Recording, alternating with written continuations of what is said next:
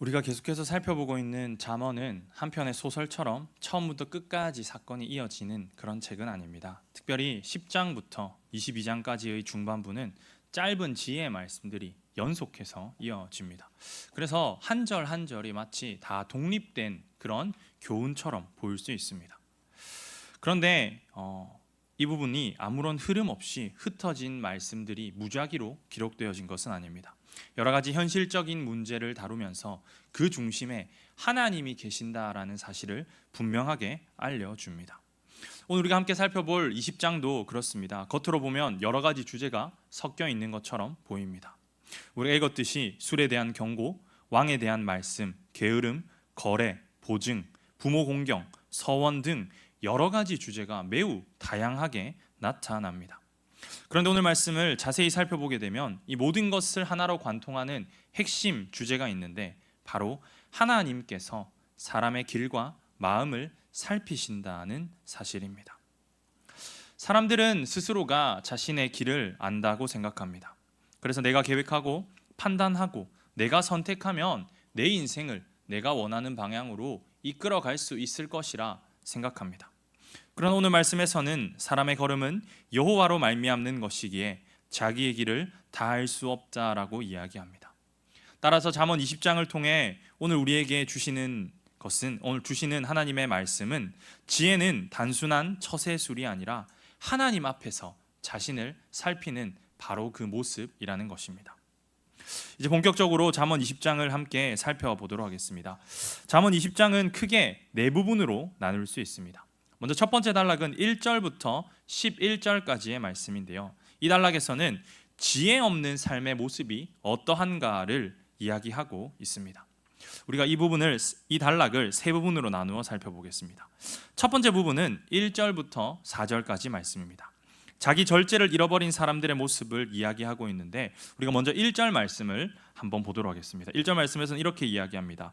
포도주는 거만하게 하는 것이요 독주는 떠들게 하는 것이라 이에 미혹되는 자마다 지혜가 없느니라. 아멘. 1절은 술 문제를 이야기하고 있습니다. 술에 취한 사람은 자기 자신을 크게 여기기가 쉽습니다.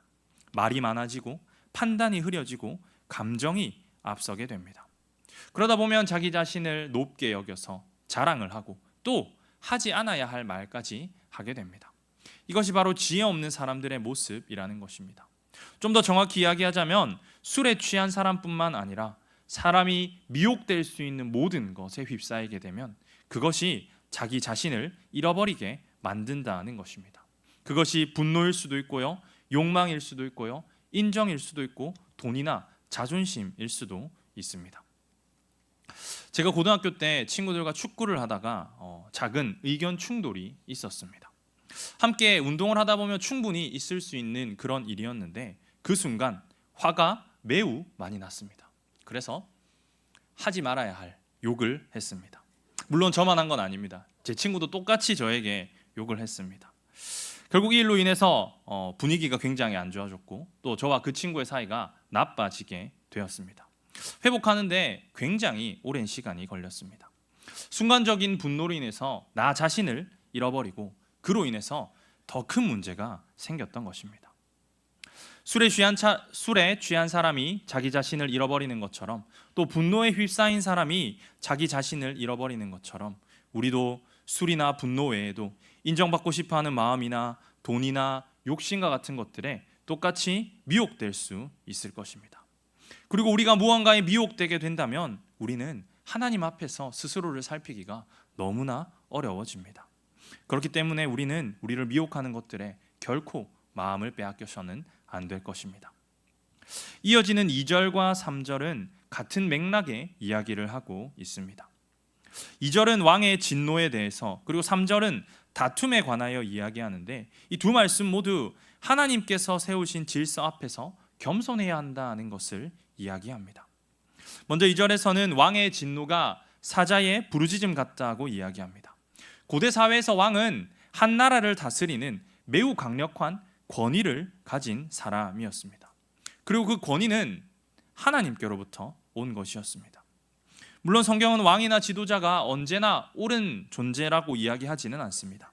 하지만 잠언 말씀에서는 하나님께서 세우신 질서와 권위를 가볍게 여기는 이 태도가 얼마나 위험한지를 이야기합니다. 3절도 마찬가지입니다. 세상에서는 다툴 때 이기는 것, 그것을 영광으로 이야기합니다. 하지만 오늘 말씀에서는 다툼을 멀리하는 것이 우리에게 영광이다라고 이야기합니다. 이것은 우리 보고 비겁해지라는 이야기가 아닙니다.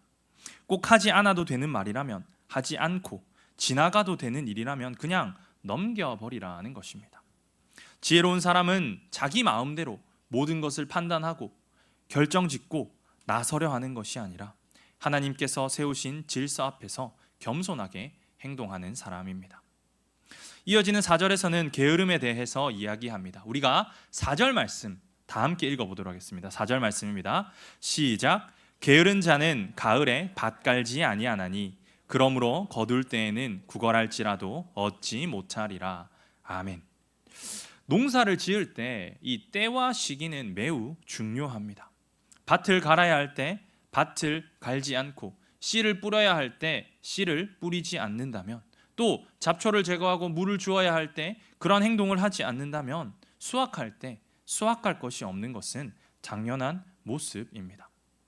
그런데 게으른 사람들은 이러한 현실을 외면한다는 것입니다. 오늘 해야 할 일을 내일로 미루고 지금 준비해야 할 일을 나중으로 미뤄버립니다. 대학생 때 교회에서 우리가 올해 일독을 한번 해보자라고 결정을 했습니다. 참여율을 높이기 위해서 우리가 매달 얼만큼 읽었는지 점검을 하고, 또 읽지 않으면 벌금도 내자라고 했습니다. 처음 몇 달은 잘 했습니다. 그런데 시간이 지나면 지나갈수록 조금씩 미루기 시작했습니다. 그리고 그렇게 하루하루 미루다 보면 이제 월말이 되어서 한 달치 분량을 2, 3일 만에 다 읽어야 하는 그런 상황이 반복되었습니다. 그리고 그렇게 성경을 읽으니 읽기는 읽지만 억지로 몰아서 읽은 그 말씀이 숙제와 같이 짐으로 여겨질 뿐이었습니다. 이 잠언에서 이야기하고 있는 게으름은요, 단순한 생활 습관의 문제를 이야기하는 것이 아닙니다. 게으름이라는 것은요, 하나님께서 맡기신 이 삶을 가볍게 여기는 태도입니다. 하나님께서는 우리에게 많은 것을 맡기셨습니다. 가정과 직장과 교회와 신앙의 책임을 맡기셨는데 그 책임을 가볍게 여기고 온전히 다하지 않는 것입니다. 이 모습은 결코 지혜로운 사람의 모습이 될 수 없습니다. 1절에서 4절까지 어리석은 사람들의 모습에 대해서 이야기했다면, 이어지는 5절부터 8절까지 말씀에서는 반대로 지혜로운 사람들의 모습이 어떠한가를 이야기하고 있습니다. 먼저 5절 말씀을 보시면은요, 이렇게 이야기하고 있습니다. 사람의 마음에 있는 모략은 깊은 물 같으니라. 그럴지라도 명철한 사람은 그것을 길어내느니라. 아멘. 5절에서는 사람의 마음에 있는 이 모략이 깊은 물과 같다라고 이야기합니다. 여기에서 모략에 해당하는 히브리어 단어는 에차라는 단어인데요, 단순히 생각이나 계획이 아니라 참된 지혜에서 비록되는 깊은 충고와 조언을 의미합니다. 사람의 마음은 깊은 물과 같아서 겉으로 쉽게 다 드러나지 않습니다. 겉으로 드러나는 것과는 전혀 다른 모습이 그 뒤에 숨겨져 있을 수 있다는 것입니다. 그렇기 때문에 우리는, 지혜로운 사람은 다른 사람을 쉽게 판단하지 않을 것입니다. 이어지는 6절과 7절은 모두 신실함에 대해서 이야기합니다. 6절은 많은 사람들이 자기의 인자함을 자랑한다라고 이야기합니다. 여기서 인자함은 우리가 잘 아는 헤세드라는 단어입니다. 그런데 이 헤세드라는 단어는 단순히 친절이나 자비를 뜻하는 것이 아니라 때로는 그 이면에 자신의 의도를 이루려는 자귀적인 만들어낸 친절을 포함하고 있기도 합니다. 즉, 많은 사람들이 인자함을, 자비함을 자랑하기는 하지만, 친절하게 행하기는 하지만 그 친절의 이면에는 자신을 드러내고 인정받으려 하는 마음이 숨겨져 있을 수 있다는 것입니다. 그렇기 때문에 6절과 7절 말씀에서는 6절 말씀에서는 말로 자기를 좋게 설명하는 사람은 많지만 실제로 끝까지 신실한 사람은 많지 않다라고 이야기하는 것입니다. 그렇기 때문에 중요한 것은 말이 아니라 신실한 행동입니다. 7절은 온전하게 행하는 자가 의인이라고 이야기합니다. 여기서 온전하게로 번역된 히브리어 단어는 타밈이라는 단어인데요. 이 단어는 창세기 6장 9절에서 노아를 당대의 완전한 자라고 표현할 때 사용한 이 완전한 자와 동일한 단어입니다. 그런데 노아는 죄가 없는 사람은 아니었습니다. 그는 하나님 앞에서 바른 방향으로 살아갔던 사람입니다. 즉 온전하다라는 것은 죄가 없다는 뜻이 아니라 하나님 앞에서 정직하게 살아가려 하는 그 방향, 바른 방향으로 나아가는 모습을 의미하는 것입니다. 넘어지지 않는 사람이 아니라 넘어져도 다시 하나님 앞에서 바로 서 바르게 살아가는 사람, 그 사람이 온전한 사람입니다. 그리고 이와 같은 사람의 삶은 자신에게서 끝나는 것이 아니라 자신의 후손에게까지 복이 이어지게 되는 것입니다. 8절에서는 심판자리에 앉은 왕이 그의 눈으로 모든 악을 흩어지게 한다라고 이야기합니다. 지혜로운 왕은 악을 방치하지 않습니다. 마찬가지로 가정이나 교회나 공동체나 어디에서든지 주인의식을 가지고 있는 사람이라면, 책임감을 가지고 있는 사람이라면 악을 가볍게 여겨서는 안 될 것입니다. 참된 지혜는 악을 분별하고 하나님 앞에서 바른 질서를 세우는 것입니다. 첫 번째 단락의 세 번째 부분인 9절부터 11절에서는 하나님 앞에서는 스스로 깨끗하게 될 수 없는 인간의 모습에 대해서 이야기합니다. 먼저 9절 말씀, 우리가 9절 말씀을 한번 함께 읽어보겠습니다. 9절 말씀입니다. 시작. 내가 내 마음을 정하게 하였다. 내 죄를 깨끗하게 하였다 할 자가 누구냐? 아멘. 이 말씀처럼 누가 스스로 나를 깨끗하게 하였다, 내 마음을 깨끗하게 하였다라고 당당히 이야기할 수 있겠습니까? 이것은 우리 인간에게는 완전히 불가능한 일입니다. 우리는 스스로를 결코 다스리지 못하는 사람들입니다. 아무리 굳게 결심하고 또 결심한다 하더라도 또다시 죄 앞에서 무너지는 것이 우리의 현실입니다.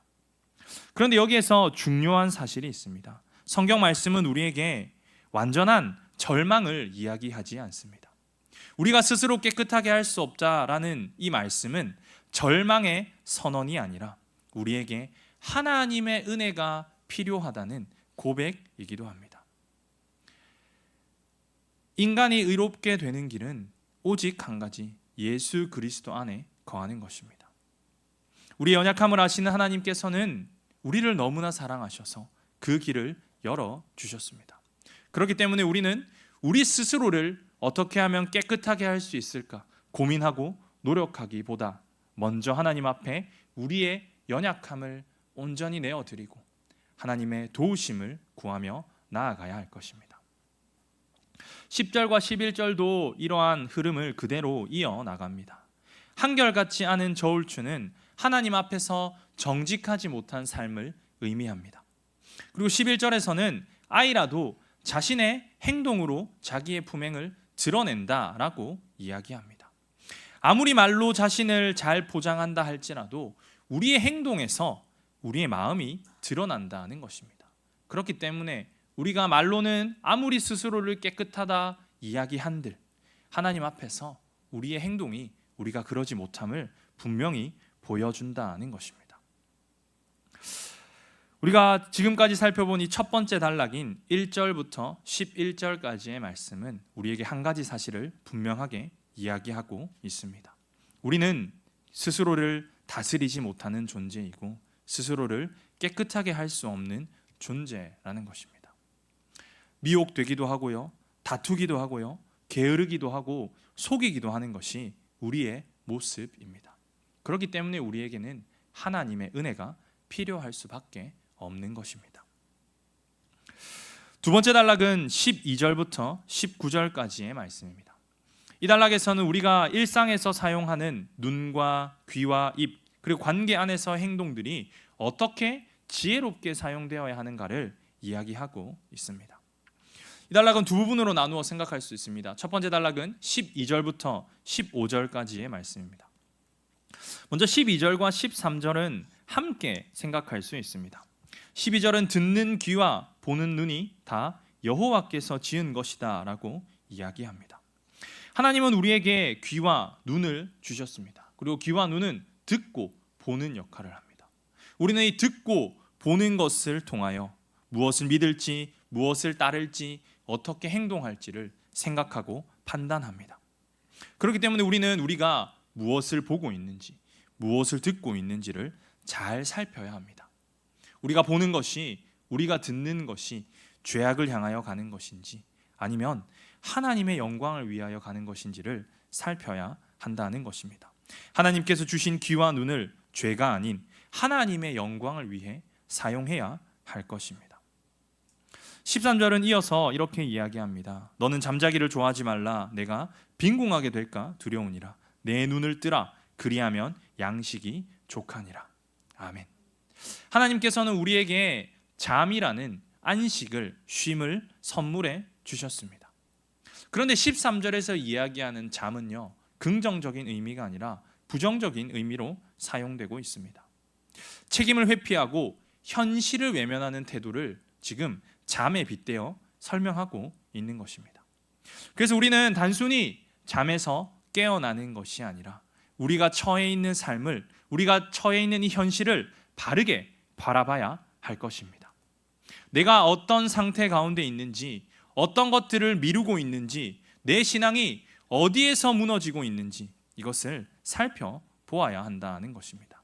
책임을 회피하고 현실을 외면하는 태도를 우리는 버려야 할 것입니다. 14절과 15절도 우리가 함께 묶어서 생각해 보면 좋겠습니다. 14절에서는 물건을 살 때 값을 깎기 위해서 물건이 좋지 않다고 말하다가 산 다음에는 자랑하는 장면을 보여주고 있습니다. 사실 이러한 모습은 우리가 마치 시장에 가서 흥정을 하는 그런 모습을 연상시킵니다. 그런데 오늘 말씀은 이것이 내 이익을 위해서 사실을 왜곡하고 상대를 속이려는 이 마음이 하나님 앞에서 정직하지 못한 모습이다라고 이야기하고 있습니다. 그래서 15절에서는 이렇게 이야기합니다. 우리가 15절 말씀 한번 함께 읽어보도록 하겠습니다. 시작. 세상에 금도 있고 진주도 많거니와 지혜로운 입술이 더욱 귀한 보배니라. 아멘. 하나님께서는 이 세상의 어떤 귀한 것보다 지혜로운 입술, 지혜로운 말이 더욱 귀한 보배라고 말씀하십니다. 지혜로운 말은 사람을 속이고 내 이익을 위해 다른 사람에게 손해를 끼치는 것이 아니라 다른 사람을 기쁘게 하고 다른 사람을 세우는 중요한 역할을 해야 할 것입니다. 지혜로운 사람은 자신의 유익을 위해 남의 손해를 당연하게 생각해서는 결코 안 될 것입니다. 다음으로 우리가 살펴볼 부분은 16절부터 19절까지의 말씀입니다. 16절부터 19절까지에서는 각각 다른 것들에 대해 이야기합니다. 16절에서는 보증에 관하여, 17절에서는 속임수에 관하여, 18절에서는 독단적인 결정과 그리고 19절에서는 험담에 관해 이야기합니다. 그런데 이 네 가지 모든 사항들이 관계와 공동체를 무너뜨리는 어리석음이다라고 이야기하고 있기도 합니다. 먼저 16절 말씀입니다. 16절 말씀에서는 보증에 관해 이야기하는데 잠언은 보증에 관해서 반복적으로 경고하고 있습니다. 이것은 우리가 어려운 사람을 돕지 말라라는 의미가 아닙니다. 보증이라는 것은 내 책임의 범위를 넘어서는 약속입니다. 내가 할 수 있는 것 이상을 약속하는 것이 보증이라는 것입니다.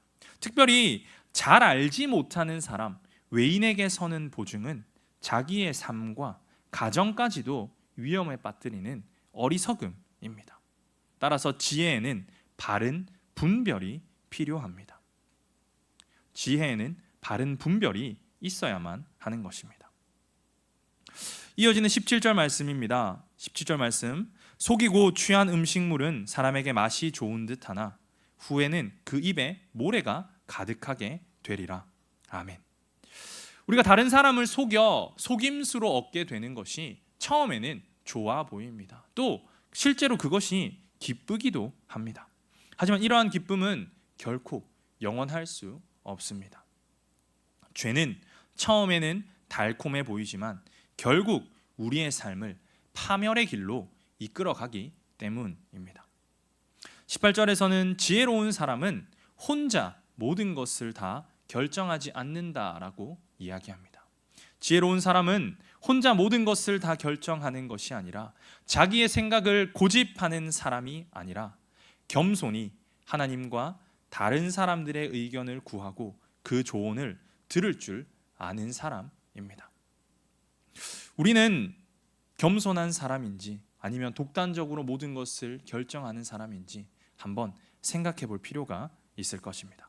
그리고 마지막으로 19절에서는 이렇게 이야기하고 있습니다. 우리가 19절 말씀 한번 함께 읽어보도록 하겠습니다. 19절 말씀입니다. 시작. 두루 다니며 한담하는 자는 남의 비밀을 누설하나니 입술을 벌린 자를 사귀지 말지니라. 아멘. 우리는 다른 사람의 이야기하는 것을 상당히 즐거워합니다. 때로는 교회 안에서 그 사람을 마치 위해 주는 척하면서 그 사람에 대해 좋지 않은 이야기를 하는 경우도 있습니다. 그런데 우리가 생각해야 될 것은요, 오늘 내 앞에서 다른 사람의 이야기를 쉽게 하는 사람이라면 그 사람은 내일 다른 사람 앞에서 우리 이야기를 쉽게 할지도 모른다는 사실입니다.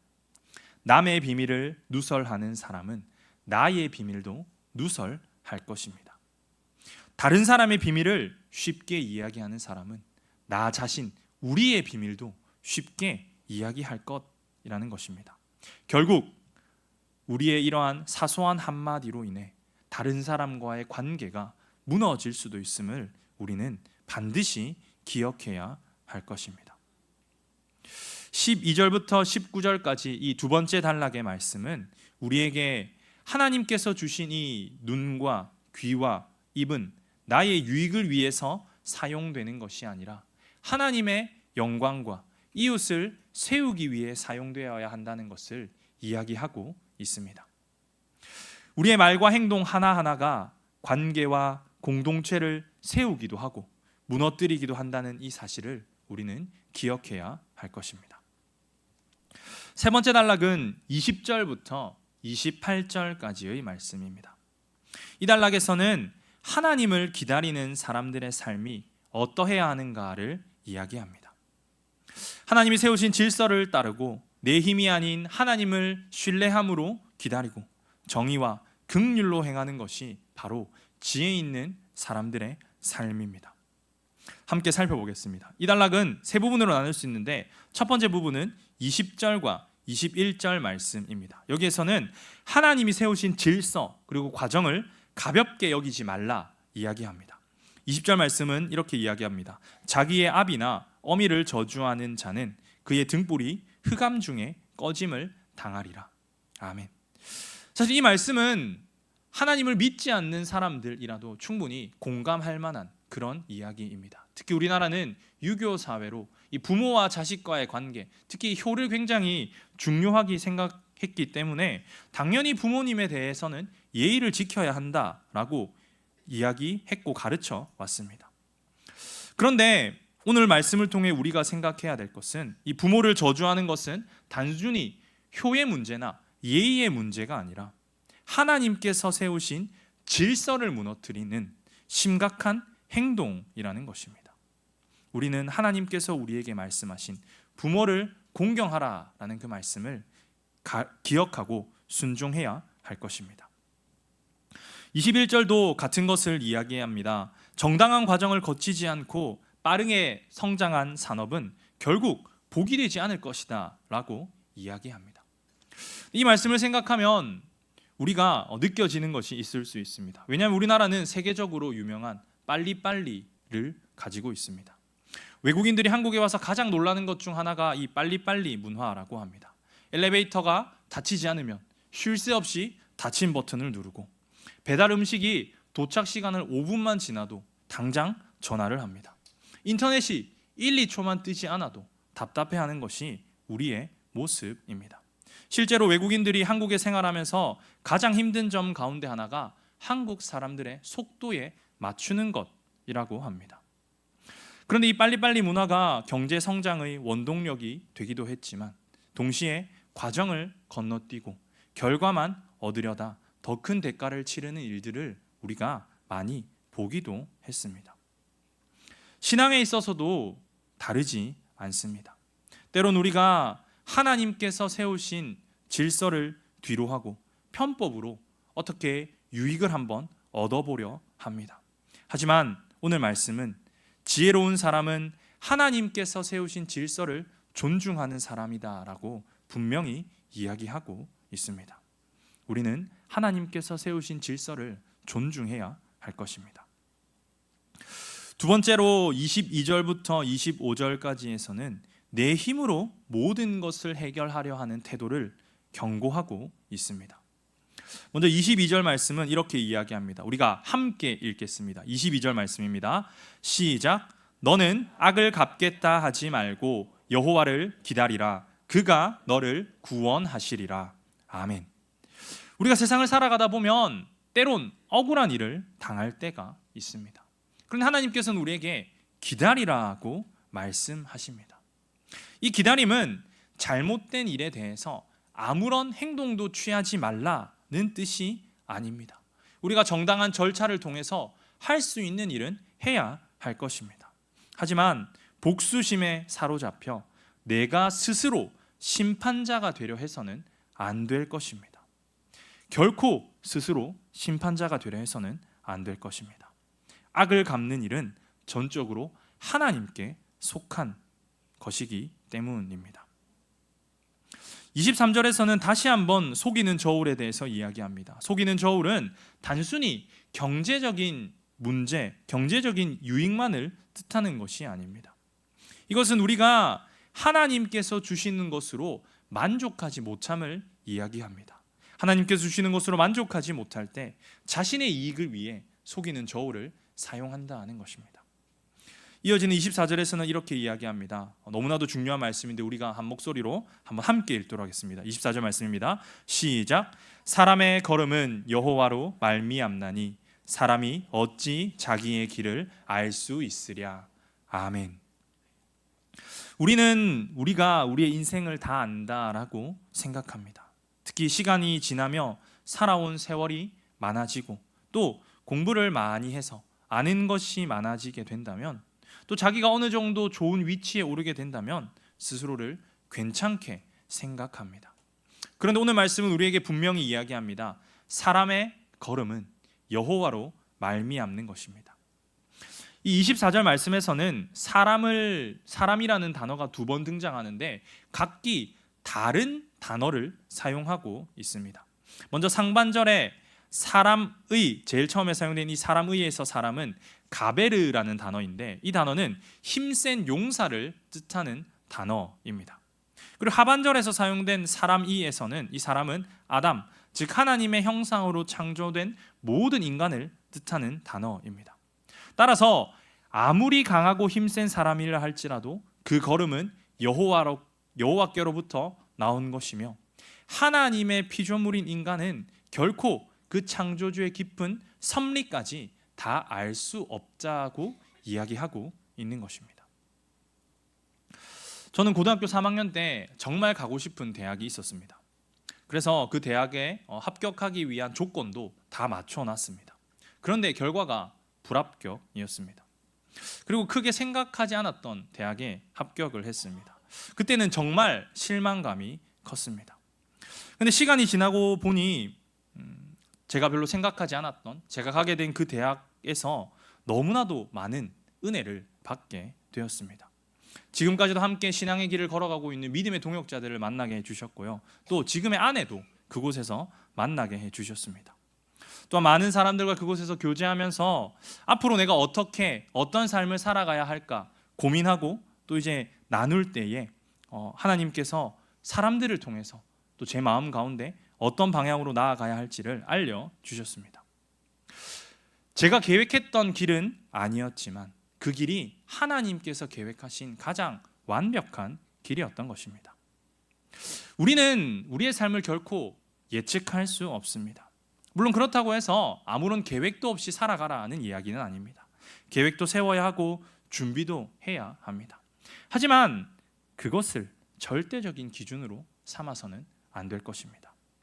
준비는 하며 살아가되 하나님께서 그 길을 막으시고 하나님의 계획대로 우리를 인도하실 때 우리는 거기에 순종해야 할 것입니다. 때론 인생이 우리 뜻대로 흘러가지 않을지도 모릅니다. 하지만 그런 순간조차 우리의 걸음은 여호와께로부터 말미암았다라는 오늘 말씀을 기억하시면서 전적으로 하나님을 신뢰해야 할 것입니다. 계속되는 25절 말씀에서는 성급한 서원에 대해 이야기합니다. 서원은 우리가 하나님께 하는 약속입니다. 지혜로운 사람은 이 하나님께 드리는 약속이 얼마나 무겁고 중요한지를 잘 알고 있습니다. 그래서 우리는 함부로 서원해서는 안 될 것입니다. 신중하게 해야 합니다. 감정이 뜨거울 때 하나님 앞에 쉽게 약속하고 또 마음이 시급고 난 후에는 쉽게 후회하는 것은 결코 지혜의 모습이 아닐 것입니다. 왜냐하면 우리가 하나님과의 약속을 지키지 않으면 그 약속이 오히려 우리를 걸려 넘어지게 만들기도 하기 때문입니다. 22절부터 25절까지는 하나의 흐름을 가지고 있습니다. 지혜로운 사람은 기다릴 줄 안다는 것입니다. 지혜로운 사람은 하나님의 일하심을 기다립니다. 하나님의 시선과 하나님의 판단과 하나님의 인도하심을 기다릴 줄 아는 것, 이것이 지혜로운 사람의 모습입니다. 그리고 이 단락의 마지막 부분인 26절부터 28절에서는 권위에 대해서, 권위가 어떻게 세워져야 하는지에 대해서 이야기하고 있습니다. 먼저 26절에서는 이렇게 이야기합니다. 지혜로운 왕은 악인들을 키질하며 타작하는 바퀴를 그들 위에 굴리느니라. 지혜로운 왕은 악을 분별한다는 것입니다. 공동체 안의 악을 결코 가볍게 여기지 않습니다. 악을 방치하면 공동체가 무너진다는 것을 잘 알고 있기 때문입니다. 그래서 지혜로운 왕은 악을 키질하듯이 분별하고 타작하듯이 처리합니다. 그런데 지혜로운 왕이 이처럼 악을 분별하고 정의를 세울 수 있는 근거가 있습니다. 27절 말씀인데요, 우리가 27절 말씀도 함께 읽도록 하겠습니다. 시작. 사람의 영혼은 여호와의 등불이라 사람의 깊은 속을 살피느니라. 아멘. 여기서 영혼으로 사용된 히브리어 원어는요, 네샤마라는 단어입니다. 이 단어는 창세기 2장 7절에서 하나님이 자신의 형상을 따라 흙으로 빚으신 사람에게 직접 불어넣으신 생기, 그 단어와 동일한 단어입니다. 즉 우리 안에 있는 이 영혼은요, 우리가 단순히 살아있음을 나타내는 것이 아니라 하나님께서 우리에게 주신 선물, 생기라는 것입니다. 그렇기 때문에 하나님께서는 우리의 깊은 속까지 살필 수 있는 것입니다. 하나님의 등불로 우리의 깊은 속을 살피시는 것입니다. 그런데 이 말씀은 하나님께서 우리의 내면을 샅샅이 살피신다는 뜻만을 가지고 있는 것이 아닙니다. 하나님께서 불어넣으신 그 영으로 말미암아 우리 스스로도 자기 자신을 알게 된다라는 의미도 동시에 가지고 있습니다. 또한 사람의 깊은 속으로 번역된 부분은 원문에서는 아랫배의 방들이라는 표현입니다. 사람의 내면 깊숙한 곳에는 좀처럼 드러나지 않는 다양한 욕망의 방들이 숨겨져 있다라는 것입니다. 그런데 하나님의 등불은 바로 그 숨겨진 방들 하나하나까지 샅샅이 비추고 있습니다. 하나님은 우리 속을 다 알고 계십니다. 사실 이 말씀은요, 너무나도 두려운 말씀입니다. 우리의 겉으로 보이는 모습은 나름 괜찮아 보일지 모릅니다. 하지만 우리 스스로는 우리가 얼마나 추악한 존재인지 우리가 가장 잘 알고 있습니다. 그러니 그 모든 모습을 하나님께서 다 알고 계시니 너무나도 부끄럽고 두려운 말씀인 것입니다. 하지만 동시에 너무나도 감사한 말씀이기도 합니다. 하나님께서는 우리의 연약함을 보시고 우리의 아픔도 알고 계시고 우리의 억울함까지도 다 살피고 계신다는 것입니다. 따라서 우리는 하나님 앞에서 정직하면 되는 것입니다. 하나님께서 우리의 속을 깊이 알고 계시기에 하나님 앞에 겸손히 모든 마음을 내려놓으면 되는 것입니다. 그러므로 지혜로운 왕은 정의만을 지키는 사람이 아닙니다. 28절 말씀입니다. 왕은 인자와 진리로 스스로 보호하고 그의 왕위도 인자함으로 말미암아 견고하니라. 아멘. 지혜로운 왕은 악에 대해서는 정의롭게 행동합니다. 하지만 사람을 대할 때는 인자와 진리로 행하는 자입니다. 정의와 긍휼이 함께 존재한다는 것입니다. 사실 이 정의와 긍휼은 함께 가기 상당히 어려운 그런 두 가지 속성입니다. 하지만 정의와 긍휼이 함께하는 그 모습이 바로 지혜로운 사람의 모습이라는 것입니다. 하나님께서 사람의 깊은 속을 살피시는 것처럼 지혜로운 왕도 겉모습만이 아니라 인자와 진리로 백성을 대하며 그럴 때 그의 왕위 또한 견고히 세워지게 됩니다. 우리가 방금 살펴본 20절부터 28절까지의 말씀은 우리에게 지혜로운 사람은 자기 힘으로 모든 것을 해결하려 하는 것이 아니라 하나님께서 세우신 질서를 존중하고 억울한 일 앞에서 하나님을 기다리며 정의와 긍휼로 행함으로 우리의 삶과 공동체를 견고하게 세워나가는 사람이다라고 이야기하고 있습니다. 이제 마지막 단락인 29절과 30절 말씀을 살펴보겠습니다. 이 단락에서는 힘과 연륜 그리고 징계의 지혜를 보여주고 있습니다. 먼저 29절 말씀입니다. 우리 함께 읽겠습니다. 29절 말씀 시작. 젊은 자의 영화는 그의 힘이요 늙은 자의 아름다움은 백발이니라. 아멘. 젊은 자에게는 힘이 있습니다. 추진력도 있고요, 에너지도 있고 가능성도 있습니다. 이것은 하나님께서 젊은 사람들에게 주신 선물입니다. 그런데 힘만으로는요 모든 것을 해결할 수 없습니다. 아무리 강한 힘이라 할지라도 바르게 사용되지 않으면 반드시 문제가 됩니다. 성경에서 이것을 매우 잘 보여주는 장면이 있습니다. 솔로몬의 아들 르호보암이 왕이 되었을 때 백성들이 세금과 노역의 부담을 좀 줄여달라 왕을 찾아옵니다. 아버지 솔로몬의 신하들이었던 노인들은 백성들의 말을 들어주라 조언했지만 르호보암은 그 조언을 무시하고 자기 동년배인 젊은이들의 말을 따랐습니다. 그 결과가 무엇입니까? 이스라엘이 북이스라엘과 남유다 두 개의 나라로 갈라지고 말았습니다. 젊은이의 힘이 노인의 지혜에 의해 조율되지 않을 때 어떤 결과가 찾아오는지를 보여주는 사건입니다. 젊은 사람의 힘은 하나님께서 주신 선물이지만 반드시 조율이 필요합니다. 반대로 늙은 자의 백발은 연륜을 의미합니다. 단순히 나이가 많다는 것이 아니라 오랜 세월을 지나며 쌓인 지혜와 성숙을 의미하는 것입니다. 이 둘은 각각 따로 존재하는 것이 아닙니다. 공동체 안에는 젊은 자의 힘도 필요하고 나이 든 사람의 경험도 필요합니다. 젊은 세대는 자기의 힘을 교만하게 생각해서는 안 될 것이고 나이 든 세대는 자기 경험만 고집해서도 안 될 것입니다. 서로가 서로를 이해함으로 함께 나아갈 때 그 공동체는 지혜롭고 아름다운 공동체가 될 수 있을 것입니다. 마지막 절 30절도 우리가 함께 읽도록 하겠습니다. 30절입니다. 시작. 상하게 때리는 것이 악을 없이 하나니 매는 사람 속에 깊이 들어가느니라. 아멘. 마지막 절인데 이 말씀이 뭔가 좀 이상하게 생각될 수 있습니다. 근데 우리는 이 말씀을 결코 폭력을 정당화하는 그런 말씀으로 생각해서는 안 될 것입니다. 30절 말씀이 이야기하는 것은 악은 표면적으로만 다루어지는 것이 아니라 사람의 깊은 속까지 들어가는 책망과 훈계가 필요하다라는 것을 이야기하는 것입니다. 그래서 하나님께서는 때론 우리를 아프게도 하십니다. 책망하시고 실패하게 하시고 관계 가운데 어려움을 겪게 하기도 하십니다. 그런데 이 모든 것들은요 우리를 망하게 하려 하는 것이 아니라 하나님께로 돌이키게 하려는 은혜의 징계라는 것을 우리는 기억해야 할 것입니다.